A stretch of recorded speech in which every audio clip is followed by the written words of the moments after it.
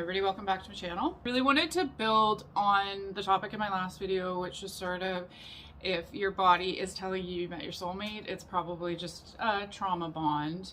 I'm finding this topic very interesting and I've been inspired lately by a couple books, namely this book Attached by Rachel Heller and Amir Levine. It goes into attachment theory. I've read about attachment theory before. I've read a couple books. I've watched a lot of videos. But there was something about this book that just like turned on the floodlights in my ballparks.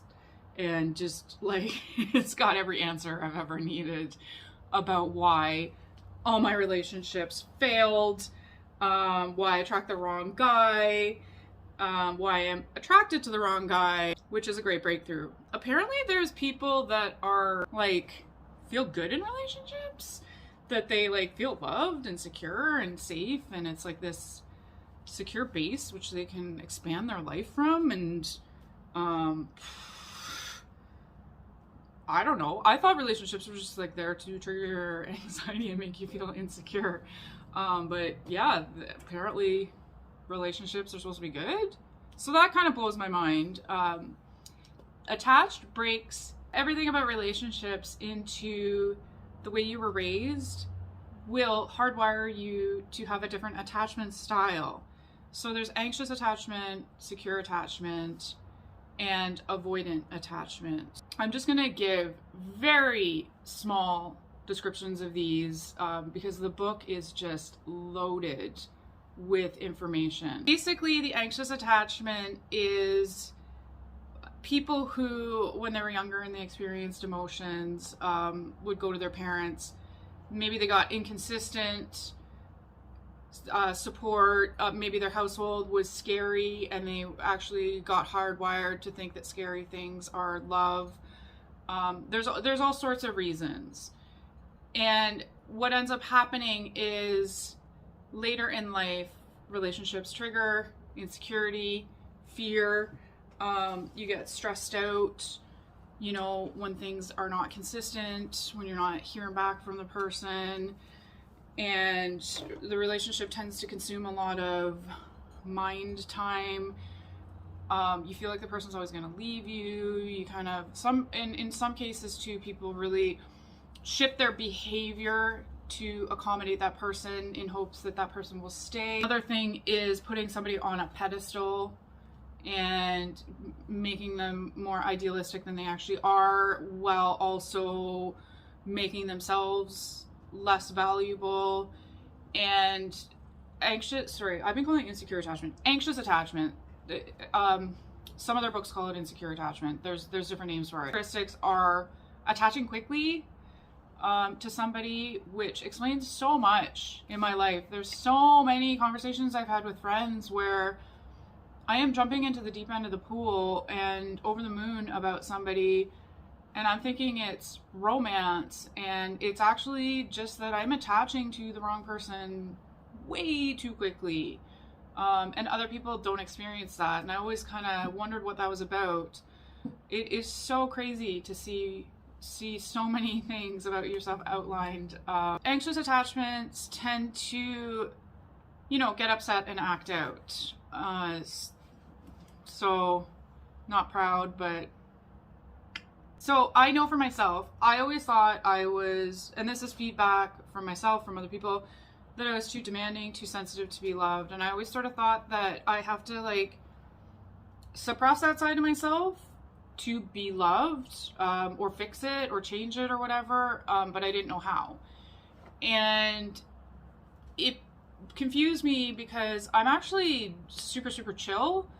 I'm the kind of friend that I don't hear from you for 6 months and I hear again. I'm like, great, let's go out.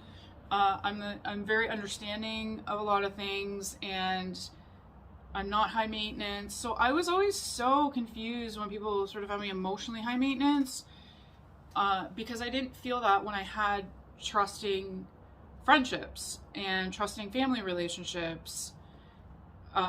That's where I got the feedback that I was really chill. What I'm finding, what's really becoming clear in this book is that there is a style of man called the avoidant that is absolute kryptonite for me, for the anxious attachment style. And I have been being way too hard on myself all these years when I've just been picking the wrong person. So enter the avoidant attachment style. I'm not going to talk much about secure people because they already have everything. They already have it good. They already have their little relationships and stuff like that. So congratulations on being secure. That's great. I'm glad that your whole life is filled with love. So the avoidant guy is like the emotionally unavailable guy, the guy that sends you mixed messages. You know, you get close to him and then you don't hear from him for a week, and then you hear again and you're like, does he like me? Like, what is going on? Oof, those are the ones that give me the like pit of the gut. Ugh. And they tend to shut down communication. Anything around intimacy, basically. Don't get too close to intimacy because that is not for them. They're the ones that grew up, you know, they'd have little emotions or something would upset them and their parents were like, suck it up, you gotta be independent, you know, you can't show emotions, that's not, so they found in studies that kids would, you know, talk about like, oh, that I don't care, but when they were actually measured physiologically inside, their nervous system was like full force caring. But over the years, they learned how to actually shut down that nervous system, get the brain rewired almost to like a narcissistic state so that they are emotionally shut down and they don't want to be around intimacy, which is interesting because deep down, love is something that we all want. And it is as a baby, it's linked with survival. So it's very interesting how different upbringings turn you into these different attachment styles. So the avoidant attachment style, these are not the people that are going to be like warm and fuzzy and reassuring and supportive. They're going to be distant and you're not going to get that yummy, gushy empathy. And this is sort of the age-old question of that was explored in the Somerset Maugham novel of Human Bondage, where the character met somebody that was like total drama relationship, garbage, whatever. Then he meets another woman and it's peace and harmony and love and warmth and nurturing. And in the end, he goes back to the drama relationship. And Of Human Bondage explores that theme of, are we doomed to stay with the wrong person? And looking at that novel through an attachment theory lens, yes, we are doomed unless we really address our attachment styles. Because there is good news. The anxious can learn how to become secure. I really am focusing more on that style. I'm so sorry to all the avoidants out there. You'll have to read the book to learn a little bit more about yourselves, but this is my annoying journey that you guys all have to listen to. Avoidance and anxious tend to be attracted to each other for reasons that kind of like blow my mind. So these are two people that were sort of given messaging that they're not valued. So they've sort of learned in one way or another to abandon and reject parts of themselves, which we all do as humans. This is what Carl Jung talks about with the shadow side. But there is a strong messaging that you're not valuable. Anxious and avoidant get together and they replay this script of you're not valuable. And they play this script of reaffirming beliefs they have. So the anxious has this belief that relationships, they'll always get let down. They always want more than their partner can give. And you see this archetype a lot in books and movies. I know it was an archetype in Gone Girl, the chill girl. The wife tried to be the chill girl and she was not the chill girl. And the chill girl archetype is a fantasy, quite honestly, I think. So the anxious always thinks she should be this archetype of the chill girl. The avoidant is strong and independent, doesn't want too much intimacy. So those two fun opposites meet each other because they do have this core wound of like, I want to be loved, but love is scary and I'm not valuable anyways. And then when they meet, it reaffirms this belief. So that, again, there's like wounding that needs to be healed. It is a relief that I can acknowledge my anxious attachment, that it wasn't that I wasn't worthy, that relationships weren't working out. It wasn't that I wasn't valuable. It was that I, just like Carrie in Sex and the City, am picking the wrong men. And I do need to, you know, look at my attachment style and learn effective ways of communication, which I'm not going to go into the effective ways of communication. That's all in the book. It's fantastic. So, like I mentioned in the last video, a big part of healing is to integrate the disowned parts of yourself, the parts that you have rejected. And the fun thing about anxious, attracting, avoidant is that you're projecting the disowned parts of yourself onto each other and repeating this dance. Well, again, they have opposite wounds. The anxious wants love, but has anxiety around it. It is wants closeness, but closeness is scary. The avoidant is afraid of intimacy. Basically, the intimacy is going to be suffocating, or however they perceive it in their mind, or they have to rely on themselves and they can't, they'll lose themselves if they get close to somebody. Really, the core wound again here is that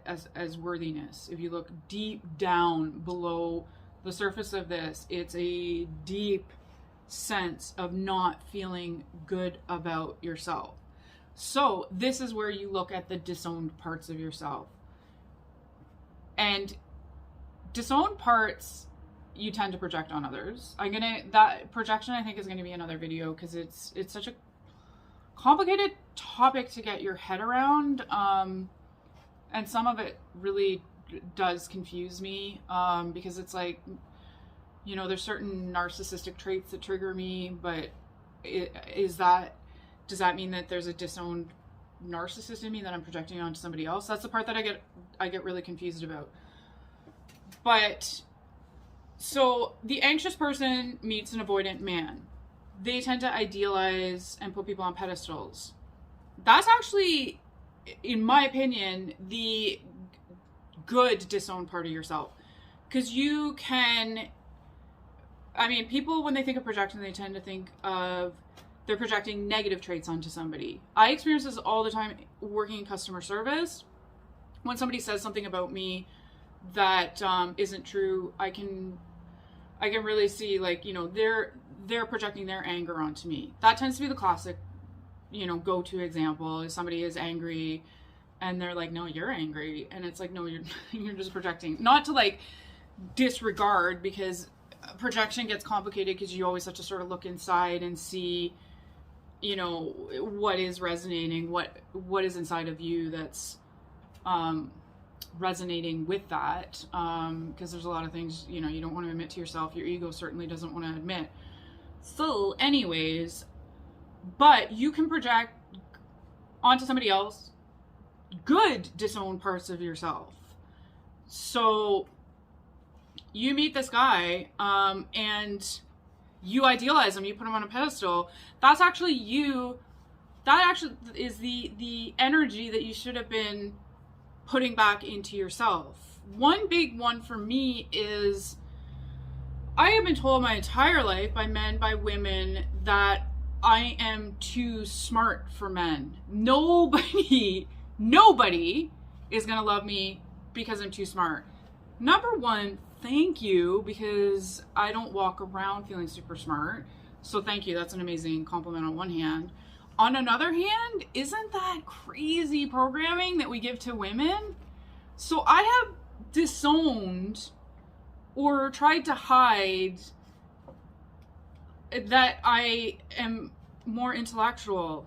I've tried to fit into this girly stereotype, and it is not me. And I am at a point where I'd rather integrate that and just be who I am, because that really is the path to healing. So I meet intellectual men, I put them on a pedestal. Oh my gosh, they're smarter than me. But that is painful because I am rejecting my own accomplishments, my own intellect, and projecting it onto them. And projections sometimes I find too can be just made up. Because I've actually felt the opposite. I've been like, I don't think I was smart enough for them. And it's like, where did you get that though? Nobody said that. Projecting is interesting for that reason, because a lot of times it's like nobody's saying anything and you're coming to all these conclusions with zero evidence. But projecting is really valuable because you, in a way, you can kind of look at the person as a blank slate and see what is coming out of you. We do this a lot when we ruminate over a breakup. I wasn't pretty enough. I'm too old. I wasn't smart enough. I'm too smart. I'm too pushy. I'm not pushy enough. And it's like, where are you getting all that? Are those the disowned parts of yourself? Are those the parts of yourself that were rejected long ago, or you've judged long ago as something that's bad and therefore gotten rid of them? Because when you reintegrate them all back and you accept yourself for exactly who you are, and you kiss your shadow side and allow it in and give it lots of hugs, you stop looking at other people so much and being like, oh, they think I'm ugly, they think I'm fat, they think I'm too talkative, they think I'm too funny, they think that's another one for women too, is like, nobody's gonna love you because you're funny. Like, oh my gosh. So yeah, that is really where the richness in these interactions are, is that we get to learn what our disowned parts are, because our disowned parts, good or bad, are what we are projecting onto the other person. I would love to know the other side of the story. Like, I would love to know what ex-boyfriends projected onto me, what insecurities they had. I would love to clear all that up, because I'm sure there's just so much made up that I didn't even think at all. It's fascinating. It's I mean, it's hard being a human. You can't leave your house without entering into this cycle of projecting and being projected onto, and it's exhausting and it feels like it never ends. And again, being in customer service is like projection town, which is why customer service really is, let me not have a personality, because then you can project less onto me. Wouldn't it be nice to take off the mask permanently and not be hurting and offending people all the time? Wouldn't that be so nice? Wouldn't it be so nice not to have people project things onto you and vice versa? And like, that's where we need to go though. That's where we reach wholeness, is, you know, when all that's done. Until then, wouldn't that be amazing? It would be so peaceful, so refreshing. But until then, we attract people so that we're aware of these things. So we're aware of the disowned parts of ourselves. I mean, I will admit it's kind of the fun of life, is figuring out these things. What are our unmet needs? What are our rejected parts? Because we're gonna enter this dance every day. That is one way to get out of this attachment cycle madness, is, like I said in my last video, do the shadow work, see what you've abandoned in yourself. The latest, one last thing on the abandoning yourself. The latest was the last person I just went on 2 dates with, was talking all about how, like, oh, he meets angry women and like he hate anger. And I was like, ooh, you're gonna have fun with that, because like everybody gets angry. And sure enough, he shut down and I got angry. I mean, I didn't get like yelling angry. I just got like, you know, crunkled aura angry. But then I realized this guy is gonna cause anger across the nation because he's emotionally unavailable and shuts down. And then he's going to continue to be like, man, angry women. But it's like, maybe you've disowned your right to feel anger and you're entering this dance shut down. It's so fascinating. So I thought if only he had accepted his role, first of all, in shutting down, makes some people angry, and that maybe you're not allowing yourself to feel anger, but you're projecting it onto, oh, there's another angry woman, you would heal a lot of that. So it's funny, because in rejecting anger, he was triggering anger, at least in me. I can't speak for the rest of womankind, but just a very interesting dynamic. So another thing as a solution for anxious people is anxious attachment, is to start off by acknowledging what you want. It's okay to want a committed relationship, a monogamous marriage, a healthy relationship where somebody loves you and is there for you and gives you safety and security. Is okay. I'm emphasizing this because I never thought it was okay. I always felt shame around that because society really tells us it isn't. I mean, Hollywood has its like own warped idea of romance, but really like the nitty-gritty of talking to other people, going on dates, talking to friends, a lot of them don't support that idea. There's more of an idea supporting that you need to change to get what you want, or it's unrealistic to get commitment, that all men want is sex and it's absolutely unrealistic to get commitment, or it's unrealistic to respect yourself and a guy will commit to you, and all that. Like there is a lot of very, at least for me, it was very, very damaging messaging. And it was refreshing to read this book. And also there's a YouTube channel called The Crappy Childhood Fairy. I think I talked about it, where she's like, it is okay to admit that you want a deep relationship. But a lot of us who are traumatized, in her videos, she talks about the role of trauma when you're younger. You think that you don't deserve that, or you think it's not out there, or, you know, whatever. And this is where people sometimes really lose respect for themselves and do things that are outside of their boundaries. So that's another thing, is like when you really sit down and acknowledge your needs, and that they're legitimate, start to strengthen your boundaries. In the past, I thought that, you know, feeling anxious if somebody said they were going to call and didn't made me unworthy of love because I wasn't chill enough. But my need to have somebody follow up on their word or be consistent is a valid need. It is maybe a unique need, I don't know. And I can certainly say it with efficient communication and not play games or act out or, you know, get frosty and all that. So it's, I think what I also learned from this book was, it wasn't that my needs are weird. It was that I can communicate them more effectively rather than acting out.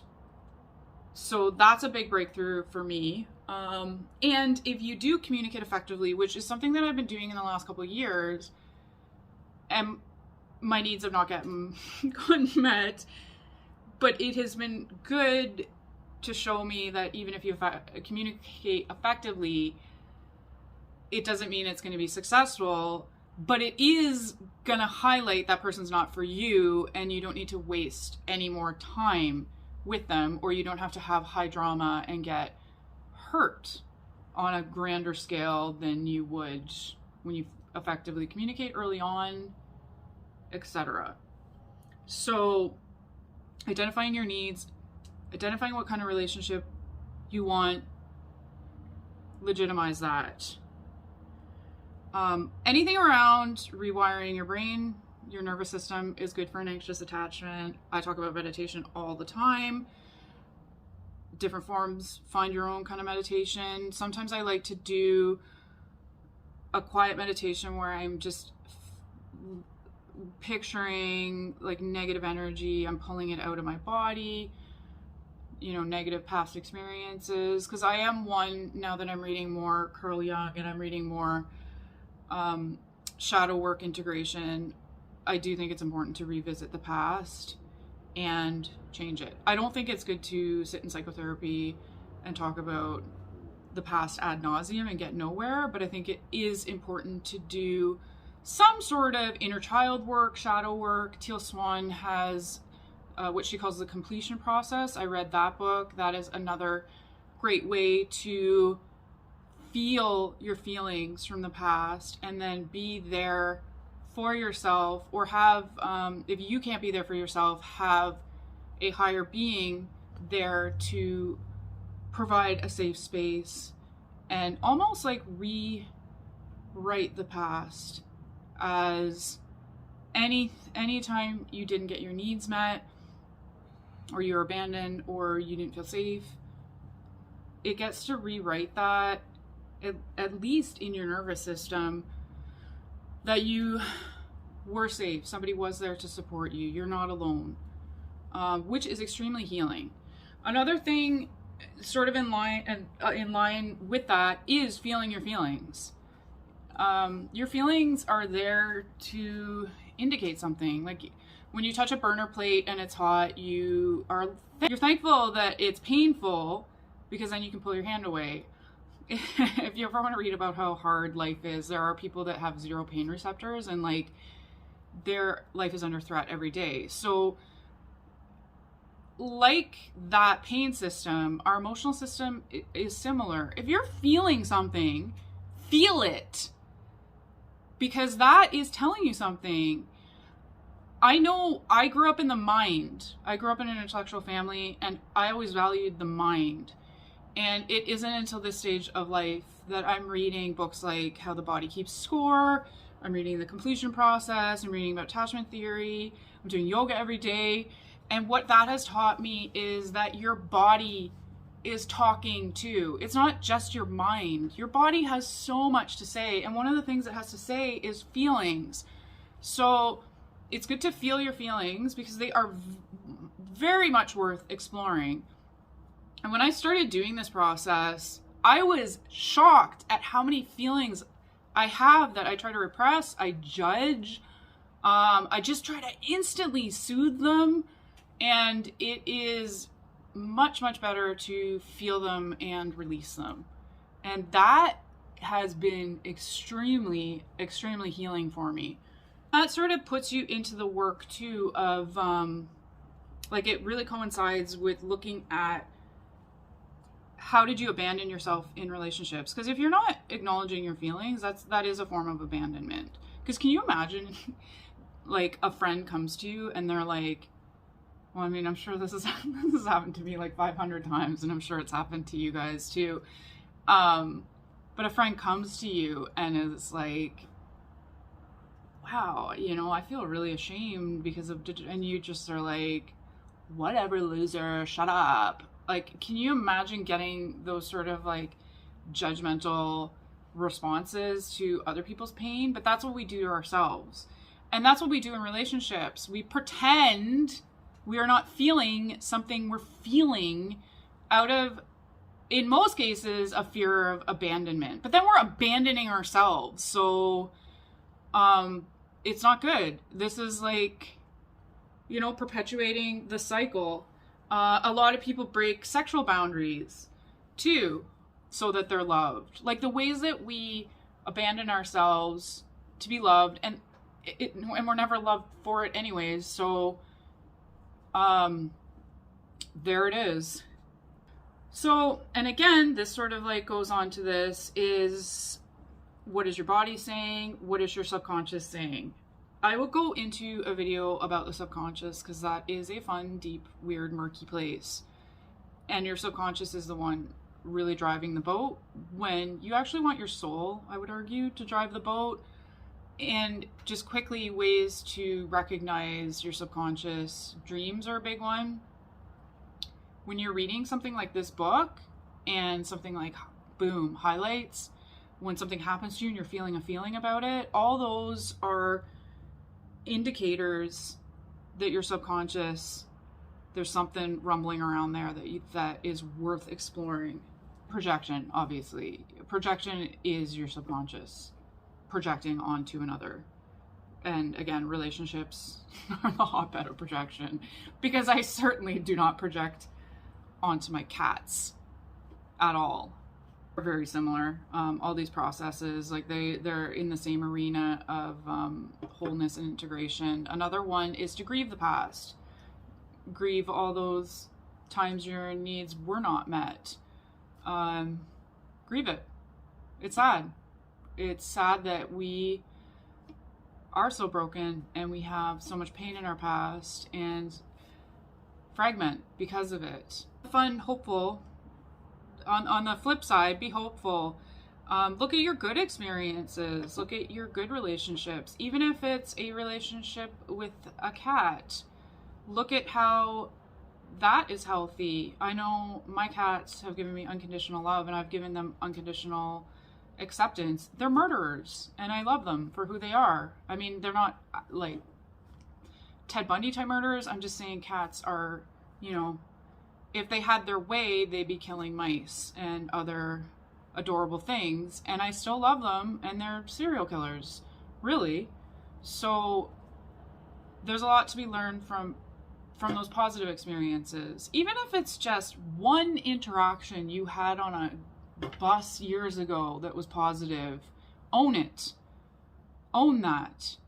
That is the goodness of your soul shining through, and the goodness of another person's soul shining through, and own those moments, and sort of a platform where you can jump off and have some more confidence that you're worthy of love and healthy relationships, and you're capable of them, and you're capable of healing if you want to go on the rip-roaring scary journey of healing, which it will, you can either do it voluntarily or life will shut down until you have to.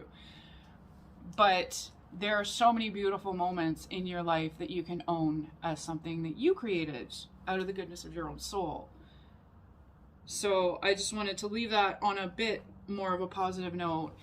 And also, one thing about anxious attachment is they tend to think, you know, when they've met this person that is a trauma bond, that's it. That's, oh my gosh, I'm not going to find somebody else like that. I never meet people that I like, and this is so rare, and I have to like cling to this, you know, I got to contact them. I got to fix this. This is it. This is all I'm going to get in life. That is an illusion. It's not.